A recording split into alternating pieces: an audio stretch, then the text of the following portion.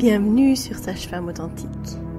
Tout au long de ce mois de janvier, je vous propose de vivre pour la deuxième fois le défi J'envoie. Un épisode de podcast par jour avec une thématique ou une contrainte technique qui me sera imposée, toujours au plus proche de vos questionnements sur la grossesse, la parentalité, les naissances respectées. Bonjour, bienvenue dans ce 29e épisode du défi J'envoie avec le podcast Sage-Femme Authentique. Aujourd'hui, ma thématique est d'explorer une question existentielle ou philosophique et ses implications.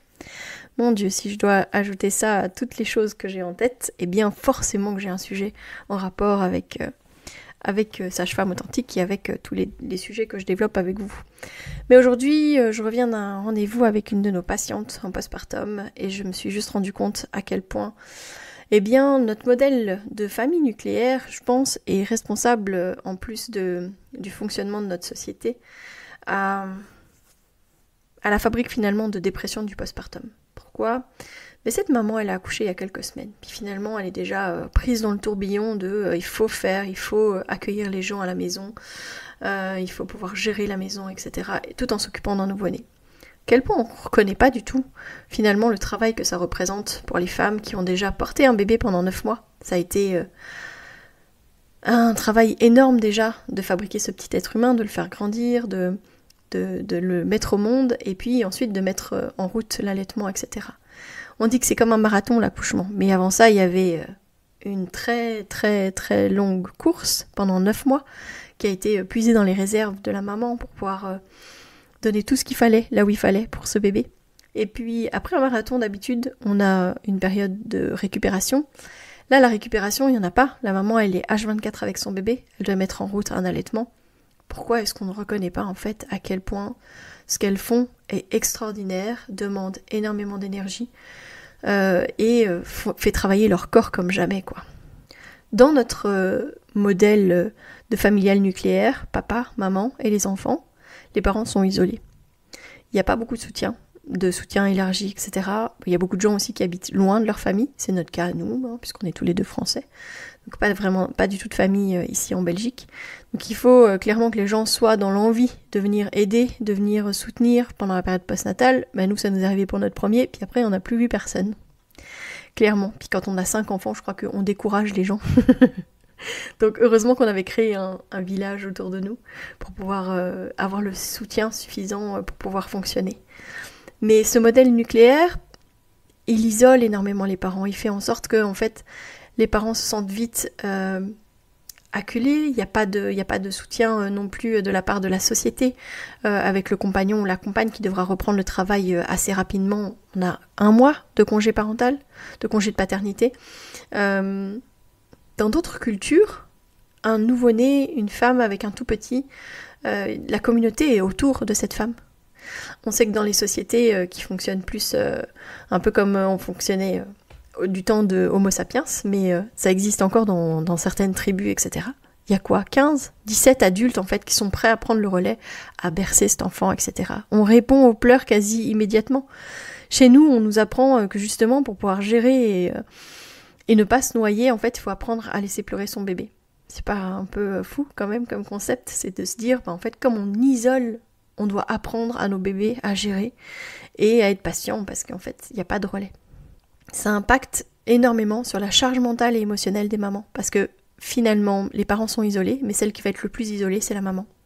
La nuit, elle va allaiter, elle va essayer de déranger le moins possible son compagnon ou sa compagne qui souvent a repris le travail.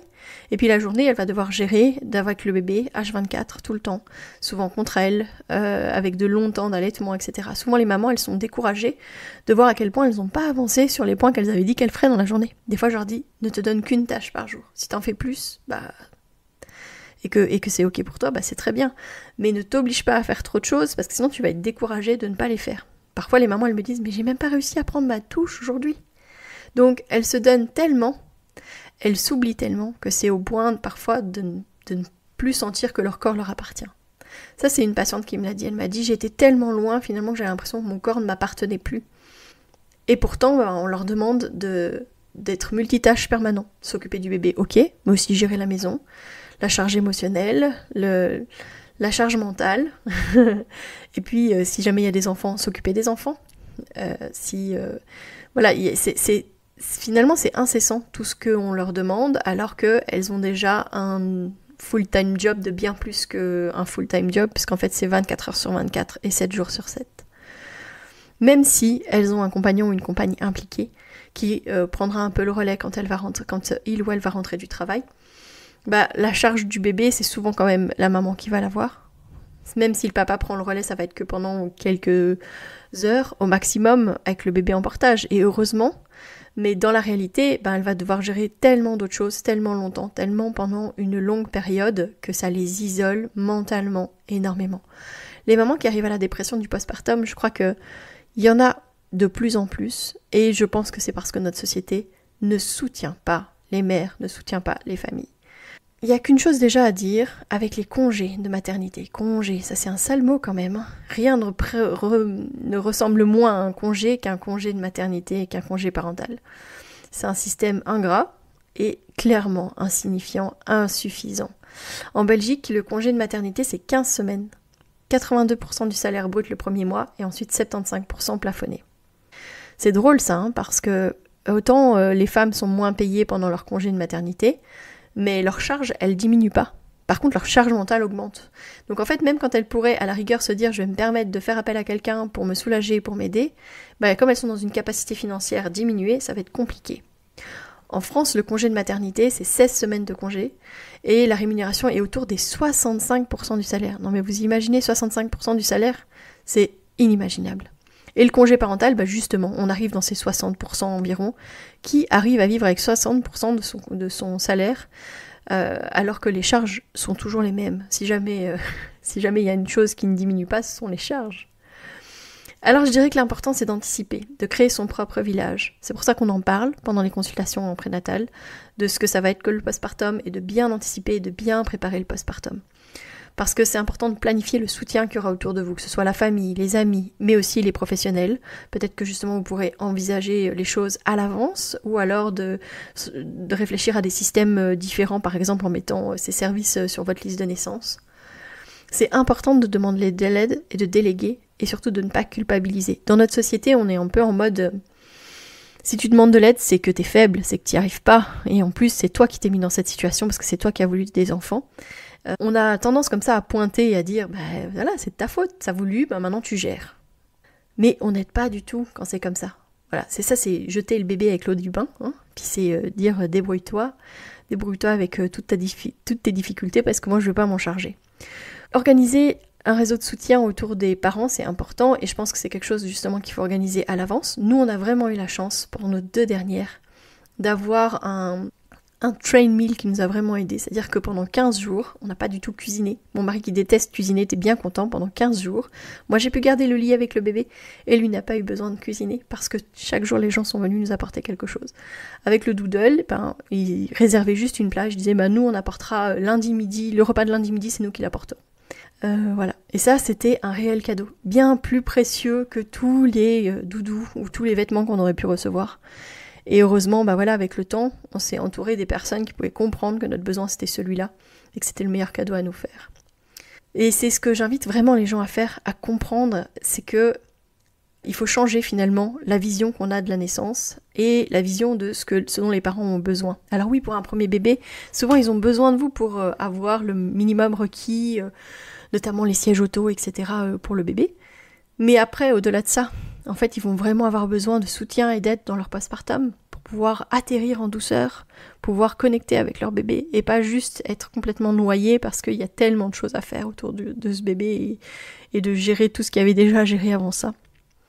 Il faut penser à organiser ça en avant, ça veut dire peut-être créer un groupe avec les gens qui pourraient graviter autour de vous. Ça veut dire aussi, en fait, aujourd'hui, je me sens tellement seule, la nuit a été hyper difficile, est-ce que quelqu'un peut bien venir me voir et passer la journée avec moi, ou la matinée, ou l'après-midi avec moi? Est-ce que avoir une amie qui va venir, et puis qui va tenir votre bébé le temps que vous puissiez prendre un bain, ça, c'est un vrai cadeau, et c'est quelque chose qui va pouvoir faire du bien. Des petites pauses, des petits moments où on se sent soutenu, ça c'est quelque chose qui est vraiment, vraiment, vraiment important. Il faut sensibiliser l'entourage à l'importance du soutien postnatal. Et pour ça, je vous remets en lien dans la description, mais je vous offre des cartes pour pouvoir exprimer en fait vos besoins par rapport à vos besoins en postpartum. C'est des cartes cadeaux, des choses qu'on peut vous offrir, comme emmener les aînés à l'école ou les emmener à une activité. Ça peut être de vous apporter des plats congelés ou de passer l'aspirateur ou de reprendre une manne de linge. Ce sont des éléments auxquels les gens ne pensent pas. On n'est tout simplement pas dans un mécanisme comme ça. Alors j'ai l'impression que ça change. Les jeunes parents d'aujourd'hui comprennent en fait ce principe-là parce qu'ils en ont besoin. Et donc quand ils ont des proches qui ont un bébé, ils pensent à faire ça. Mais peut-être qu'on a besoin de ces cartes pour les utiliser comme vecteur d'information et puis surtout comme un moyen d'ouvrir les yeux et de dire « Ah mais oui, je pourrais aussi t'offrir ça. Ok, bah je vais faire ça. » Voilà, ça c'est une bonne chose. Vous pourrez l'utiliser à votre blessing way, à votre gender reveal, à votre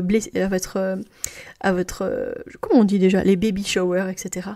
Donc c'est un outil que vous pouvez utiliser pour sensibiliser votre entourage. Et puis, je pense que c'est aussi important de légitimer l'investissement dans les services d'aide pour les mères. Que ce soit par exemple de faire appel à une doula, parce que dans certains pays, il y a des Kramzorg, qui sont vraiment des assistants post-accouchement, qui viennent justement aider les familles après la naissance d'un bébé.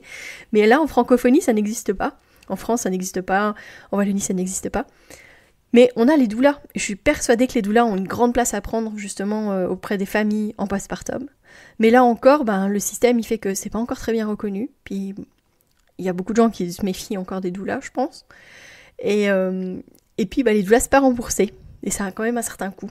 Donc si jamais c'est quelque chose qui pourrait vraiment vous aider, peut-être mettre ça sur votre liste de naissance pour que les gens sachent que c'est quelque chose qui pourrait vous aider, vous apporter du soutien pendant cette période si intense de l'arrivée d'un bébé. Pareil pour la livraison de repas.